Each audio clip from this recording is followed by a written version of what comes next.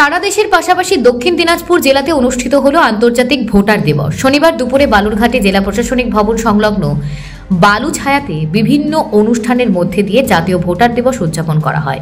এদিন প্রথমে বালুছায়ার সামনে বেলুন উড়িয়ে মশাল জ্বালিয়ে অনুষ্ঠানের শুভ সূচনা করা হয়, যেখানে উপস্থিত ছিলেন জেলাশাসক বিজিন কৃষ্ণা, অতিরিক্ত জেলাশাসক ভূমি হরিশ রশিদ, মহকুমা শাসক সুব্রত কুমার বর্মন, জেলা ডিআরডিসির আধিকারিক সুব্রত মহন্ত সহ অন্যান্য আধিকারিকরা। এদিন 27 জন নতুন ভোটারদের হাতে পরিচয়পত্র তুলে দেওয়া হয়। এরপর বালুছায়াতে একাধিক অনুষ্ঠানের আয়োজন করা হয় জাতীয় ভোটার দিবসকে সামনে রেখে। এছাড়াও ব্যাডমিন্টন প্রতিযোগিতার আয়োজন করা হয়েছে। নির্বাচনের কাজের সঙ্গে যুক্ত বিভিন্ন বিভাগের সেরা আধিকারিক ও কর্মীদের পুরস্কৃত করা হয়। এ বিষয়ে জেলাশাসক বিজিন কৃষ্ণা জানান, জানুয়ারি মাসের 25 তারিখে প্রত্যেক বছর জাতীয় ভোটার ডে হিসাবে আমরা পালন করা হয়।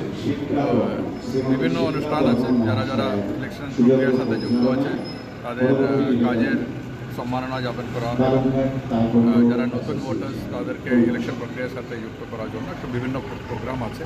সেটা আজকে জেলা স্তরে এখানে হচ্ছে, আর বিভিন্ন ব্লকেও সব জায়গাতে প্রোগ্রাম হচ্ছে। তো ইলেকশন কমিশন থেকে মেসেজ ছিল চিফ ইলেকশন কমিশনারের, এবং অন্যান্য সাংস্কৃতিক অনুষ্ঠান সব মিলিয়ে আছে। বালুরঘাট থেকে রিপন ভৌমিকের প্রতিবেদন, নিউজ টুডে।